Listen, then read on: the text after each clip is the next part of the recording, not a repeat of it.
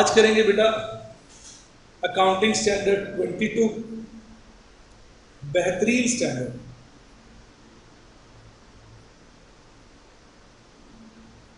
Deferred tax. Defer का क्या मतलब होता है? डेफर का मतलब होता है पोस्टपोन, मतलब किसी चीज को पोस्टपोन कर देना, डेफर कर देना, लटका देना। तो हम इसको धीरे धीरे करेंगे ताकि आपको हर आइटम जो है अच्छे से समझ में आए। राइट, सबसे पहले हम कुछ बातों का मीनिंग समझेंगे। इसमें एक महत्वपूर्ण बात होती है अकाउंटिंग इनकम और दूसरी होती है टैक्सेबल इनकम।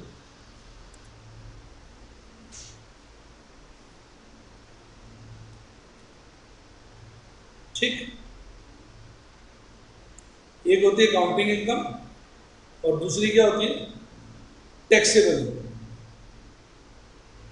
ठीक, मैं आपको समझा रहा हूं। देखो मोटा मोटा देखो, आप मैं 3 एक्सपेंस ले रहा हूं कि मैं एक एसेट देता हूं 100 lakhs की, फाइनेंशियल अकाउंट्स के लिए मैं डेप्रिसिएशन लगाता हूं 20% SLR, और टैक्सेबल अकाउंट्स के लिए उन्हें इनकम टैक्स में IT एक्ट में इनकम टैक्स अकाउंट्स के लिए जो परमिसिबल है वो 25% WDV पे परमिसिबल है। राइट, अब यहां मैं निकाल रहा हूं अकाउंटिंग इनकम,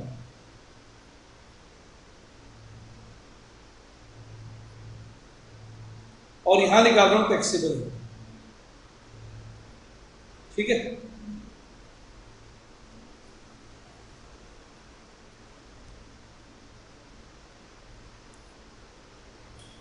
राइट।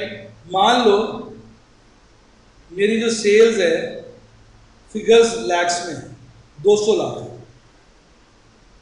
ठीक, और जो मेरे एक्सपेंसेस अदर देन डेप्रिसिएशन सारे इनकम टैक्स में अलाउड है, वो मान लीजिए 60% है। कितने हो गए? 120 lakhs, 120 lakhs। हाँ कि नहीं? अब डेप्रिसिएशन आई है अकाउंट्स में, फाइनेंशियल अकाउंट्स में, फाइनेंशियल रिपोर्टिंग के लिए, शेयर होल्डर्स को बताने के लिए हम डेप्रिसिएशन लगा रहे हैं 20% SLR। एसेट कितने की थी? 100 lakhs, तो हमने डेप्रिसिएशन लगाया 20 lakhs। पर इनकम टैक्स एक्ट वाले कह रहे हैं कि आप रिटर्न ऑन वैल्यू के बेसिस पर 25% वाला रूल फॉलो कर सकते हैं, तो इनकम टैक्स के हिसाब से कितना हो जाएगा? 25 लाख। ठीक, अब मेरा जो प्रॉफिट आया जिसको अर्निंग बिफोर टैक्स बोलोगे, वो ये वाला तो कौन सा आया? 60 lakhs, और ये क्या आया? 55 lakhs। आया बात समझ में? अब ये वाली जो चीज निकल के आई है, कौन सी वाली? ये वाली, इसको हम बोलते हैं अकाउंटिंग प्रॉफिट, और ये जो चीज निकल के आई है इसको हम बोलते हैं टैक्सेबल प्रॉफिट। अगर लॉस आ जाए तो टैक्सेबल लॉस। अब बताओ आपको आनंद आया या नहीं? दोनों टर्म्स क्लियर हो गई? इसमें कोई डाउट? हाँ जी मैडम, पढ़ के भी सुनाते हैं। It is the net profit और loss for a period as reported in the statement of profit and loss before deducting income tax or adding income tax saving। तो ये कौन सा वाला प्रॉफिट है? फाइनेंशियल रिपोर्टिंग वाला। कौन से वाला? फाइनेंशियल रिपोर्टिंग वाला, जो हम शेयर होल्डर्स के लिए करेंगे। ठीक, अब taxable income, it is the amount of income computes as per provision of tax loss. ये कौन सा वाला प्रॉफिट है? इनकम टैक्स एक्ट वाला। कौन से वाला? Income tax act. बच्चे देख रहे होंगे, आप लोग सब देख रहे होंगे कि मैं बड़ा डिटेल में एक एक बात बता रहा हूं बच्चों की तरह। क्लियर हो गया? अब हम बात करते हैं टैक्स एक्सपेंस की, करंट टैक्स की और डेफर्ड टैक्स की बात करेंगे।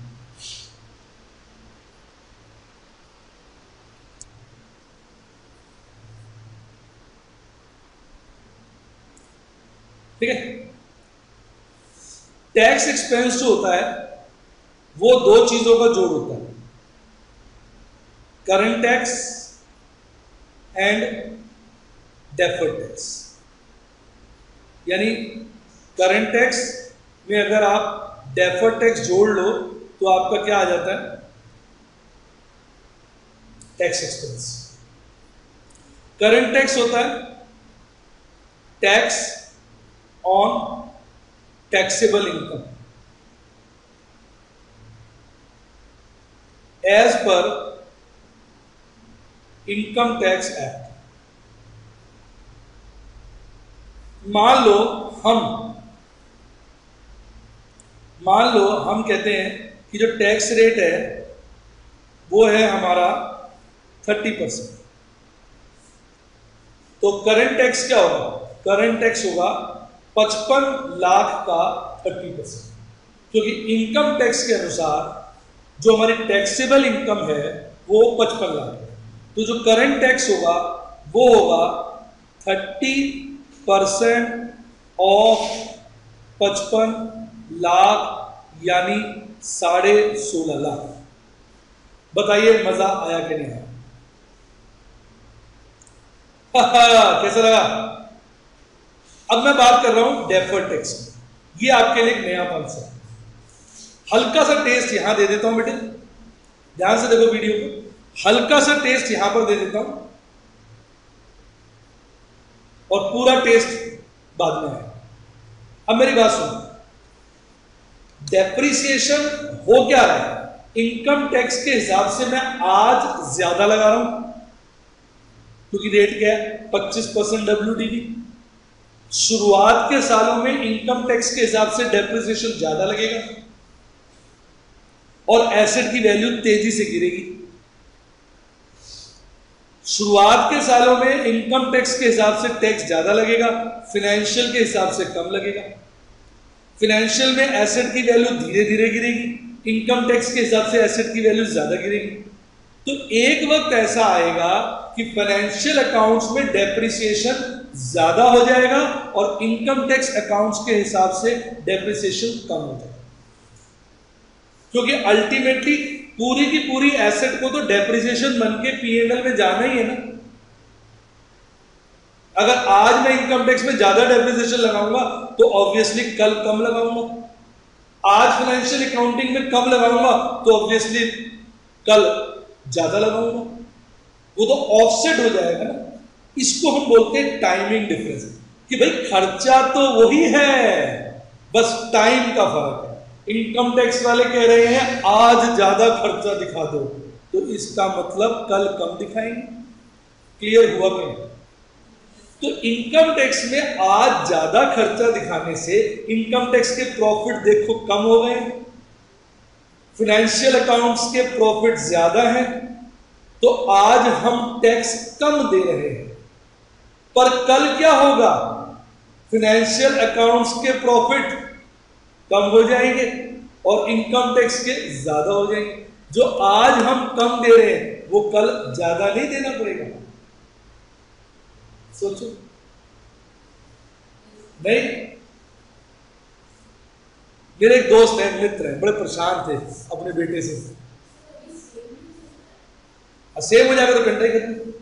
हमारे बीच कनिका जी बैठी करी, दोनों प्रॉफिट सेम हो जाएंगे चक्कर ही खत्म। मैं आपको एक एग्जाम्पल बताता हूँ। मेरे एक मित्र हैं, वो अपने बेटे से बड़े परेशान थे, तो मैंने उनको समझाया। मित्र तो क्या, मेरे से काफी उम्र में बड़े थे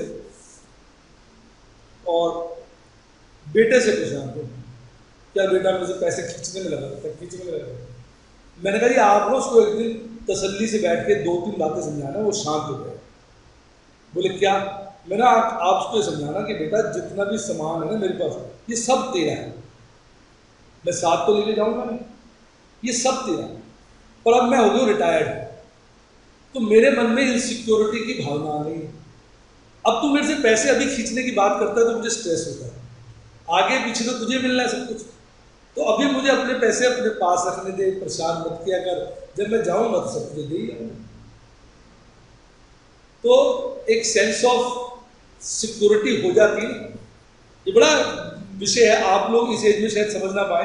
जैसे जैसे आदमी बड़ा होता है तो बहुत लोगों को देखा तो उनको ये बातें समझ में आनी शुरू। और इसी की वजह से मैंने देखा बच्चों में, फादर में कई बनती नहीं। वो रीजन होता है ये दोनों ये बात को समझ नहीं पाते। तो बेसिकली पेरेंट्स ने तो लीगेसी पास करनी है, उसका टाइमिंग का ही तो फर्क है। तो बच्चे को पता चल जाए सब कुछ अल्टीमेटली मुझे मिलना, तो शांत होकर बैठ जाएगा। तो कहने का मेरा मतलब बिल्कुल वही बात है कि भाई इनकम आप खर्चे करोगे तो खर्चे तो P&L में जाएंगे ना। आप फाइनेंशियल रिपोर्टिंग में अपने हिसाब से डाल रहे हो जो आपको जेन्युइन लग रहा है। इनकम टैक्स वाले कह रहे नहीं ऐसे नहीं, ऐसे डलेगा, तो कोई बात नहीं। तो हो क्या रहा है, आज हम खर्चे इनकम टैक्स के प्रॉफिट निकालने के लिए इनकम टैक्स के हिसाब से दिखाते हैं। मान लो आज हम खर्चा ज्यादा दिखा रहे हैं, जैसे इस क्वेश्चन में आज हमने डेप्रिसिएशन कितना दिखाया 25 लाख और फाइनेंशियल रिपोर्टिंग में 20 लाख दिखाया। तो आज अगर हम इनकम टैक्स में डेप्रिसिएशन ज्यादा दिखा रहे हैं तो कल कम भी तो दिखाएंगे। मैं आपको शो करके दिखा देता हूं, देखो ये देखो, ये हो गया फाइनेंशियल रिपोर्टिंग वाला और ये हो गया इनकम टैक्स वाला, ठीक। ये हो गया years, first year, second year, third year, fourth year, fifth year, sixth year, काफी है इतने। अब फाइनेंशियल रिपोर्टिंग में तो हर साल 20% लगाओगे तो 5 साल में सारा एसेट डेप्रिशिएट होके छठे साल में जीरो हो जाएगा। पहले बताओ ये क्लियर है कि बेटा 100 लाख का है ना एसेट, 20% SLM है, तो 20 5 साल में हो गया 100 लाख। अब जब बुक वैल्यू जीरो हो गई तो डेप्रिसिएशन थोड़ी लगेगा। पर अब इनकम टैक्स में देखो, पहले साल कनिका आप बड़े खुश हो जाओगे, देखना पहले साल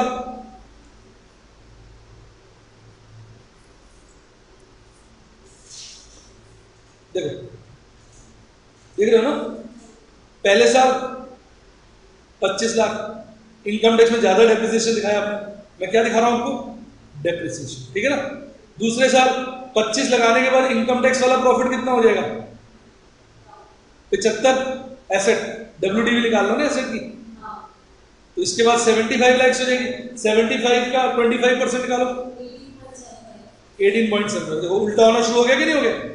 अब 75 में से 18.75 घटाओ, कितना 125.25, इसका 25%। अब आप आगे मेरी बात समझ में। तो शुरू में आपने इनकम टैक्स में ज्यादा प्रॉफिट दिखाया, तो इनकम टैक्स के शुरू में आपने इनकम टैक्स में ज्यादा डेप्रिसिएशन दिखाया, इनकम टैक्स के प्रॉफिट कम आए, फाइनेंशियल रिपोर्टिंग के ज्यादा है। बाद में क्या होगा, फाइनेंशियल रिपोर्टिंग में ज्यादा डेप्रिसिएशन दिखाओगे उसके प्रॉफिट कम हो जाएंगे, इनकम टैक्स में कम दिखाओगे उसके ज्यादा हो जाएंगे। तो शुरू में अगर आपने टैक्स बचा भी लिया तो अगले साल तो टैक्स ज्यादा दोगे ही।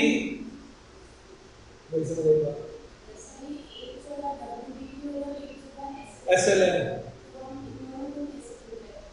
नहीं तो खर्चा है ना, अल्टीमेटली उसने जाना है ना, उधर उसने जाना है, तो घूम फिर के तो वही बात है ना। अच्छा एग्जाम्पल नहीं फादर वाला कि अल्टीमेटली पेरेंट्स की प्रॉपर्टी वगैरह सब बच्चों के पास जानी है, बच्चे अभी छीन लेंगे तो पेरेंट्स की बागवान पिक्चर तैयार है। तो पेरेंट्स जो समझदार होते हैं वो कहते हैं बागवान नहीं बनानी, अभी प्रॉपर्टी अपने पास रखेंगे, जाते रख दे देंगे। क्लियर हुआ कि नहीं हुआ, मजा आया कि नहीं आया, सोच लो। ये समझना आपने, दुनिया गोल है, यानी खर्चे तो अल्टीमेटली P&L में जाएंगे जाएंगे, आज कम तो कल ज्यादा। अब इतना कॉन्सेप्ट समझ में आ गया आपको, अब समझ रहा। तो एक तरीके से जो ये जो डिफरेंस है 5 लाख का, इस पर आज आप कम टैक्स दे रहे हो ना, रिपीट, तो आज कम टैक्स दे रहे हो कल ज्यादा दोगे, तो एक तरीके से ये आउटस्टैंडिंग एक्सपेंस नहीं हो गया। आउटस्टैंडिंग एक्सपेंस क्या होता है, आपने आज पे नहीं किया तो कल ज्यादा पे करना पड़ेगा। आज आपने टैक्स कम दिया है क्योंकि आपके प्रॉफिट कम है, कल ज्यादा देना पड़ेगा, तो आउटस्टैंडिंग एक्सपेंस नहीं होगा। तो आउटस्टैंडिंग एक्सपेंस की आप एंट्री क्या करते हो, expense account debited to outstanding expense. मैंने आउटस्टैंडिंग एक्सपेंसेस को कंपेयर किया है, तो हम बेसिकली इसको डेफर्ड टैक्स कहते हैं, and this is because of timing difference. Timing difference समझ में आ गया। तो इसकी हम एंट्री जो करते हैं वो ये करते हैं, देखिए, deferred tax to deferred tax liabilities. आई बात समझ में, देखो वैसी एंट्री नहीं हो गई, 5 लाख का 30% कितना हुआ, 1.5 लाख। आया समझ में? दो आउटस्टैंडिंग एक्सपेंस की एंट्री क्या करते हैं, बताओ बताओ? एक्सपेंस टू आउटस्टैंडिंग, तो वही नहीं करती, deferred tax to deferred tax liability. अब सुनो, अब ये हो गया 1.5 लाख डेफर्ड टैक्स, और 16.5 क्या हो गया करंट टैक्स। तो जो टैक्स एक्सपेंस हम दिखाएंगे, रिपीट, वो क्या हो जाएगा 16.5 lakh plus 1.5 lakh is equal to कितना होगा 18 लाख। मजा आया कि नहीं आया? तो अदर थिंग्स बीइंग कांस्टेंट, जरा ध्यान से सुनो, कभी कभी लिखो बहुत थोड़ी देर के लिए, अदर थिंग्स बीइंग कांस्टेंट, जरा ध्यान से सुनो। हमारे प्रॉफिट कितने हैं 60 लाख, और 60 लाख का 30% क्या होता है 18 लाख, जबकि इनकम टैक्स वाले कितना कह रहे हैं, टैक्स बनता है 16.5 लाख। हम क्या कर रहे हैं, हम पूरा 18 ही दिखा रहे हैं। हम कह रहे हैं भैया देखो, जो हमारे फाइनेंशियल प्रॉफिट है वो है 60 लाख, 60 लाख का 30% होता है 18 लाख, तो बनता तो हमारा 18 लाख है, पर इनकम टैक्स के प्रोविजंस के चक्कर में ना अभी हमने सिर्फ 16.5 देना है, क्योंकि इनकम टैक्स के प्रॉफिट आ रहे कम। पर 16.5 देने का मतलब भाई साहब ये है कि 1.5 लाख जो अभी बचा रहे हैं ना, ये बाद में तो देना है, तो इसको हम आज ही दिखाएं। बताओ क्लियर हुआ? फिर हम कह रहे हैं इससे क्या होगा, हमारा सही सिस्टम लगेगा। 60 लाख कमा रहे हैं, 60 लाख का 30% क्या होता है 18 लाख, हम 18 लाख से क्योंकि हमारे फाइनेंशियल प्रॉफिट हमने ज्यादा दिखाए हैं, टैक्स हमने देना है कम, तो जितना कम देना है वो हम मान के चल रहे हैं, देना तो है ना, आज नहीं तो कल देना तो पड़ेगा ना, तो इसलिए उसको हमने इसी साल दिखाया। अब बताओ क्लियर हुआ है? ये बात बच्चों को क्लियर ही नहीं होती है, आप सच से बताओ समझ आया? क्लियर हो गया? राइट। तो इनकम टैक्स की स्टोरी तो यही खत्म हो गई। तो मैं सफाई कर दूं, थोड़ा सा निशान हटा देता हूं फालतू के हैं।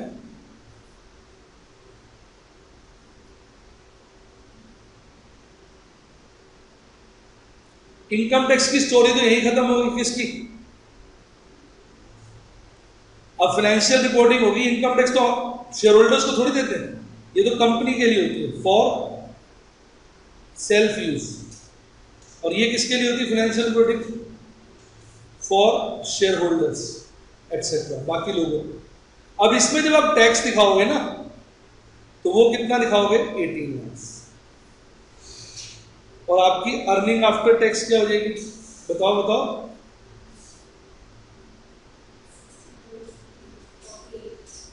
42। आ गया समझ में? तो देखिए आपको ये टर्म्स क्लियर हुई। अकाउंटिंग इनकम, फिनेंशियल रिपोर्टिंग में जो हम प्रॉफिट निकाल रहे हैं, टैक्सेबल इनकम, इनकम टैक्स के हिसाब से जो प्रॉफिट निकाल रहे हैं, टैक्स एक्सपेंस जो हमने फाइनेंशियल रिपोर्टिंग में निकाला, वो करंट टैक्स और डेफर्ड टैक्स का जोड़ होता है। करंट टैक्स जो इनकम टैक्स वालों के हिसाब से टैक्स बनता है, डेफर्ड टैक्स वो अमाउंट ऑफ टैक्स जो हम इस साल कम दे रहे हैं या ज्यादा दे रहे हैं। मैंने जो आपको एग्जांपल दिया था वो वाला एग्जांपल था जिसमें हम इस साल कम दे रहे हैं, कभी कभी हम ज्यादा भी दे रहे हैं। कैसा लगा?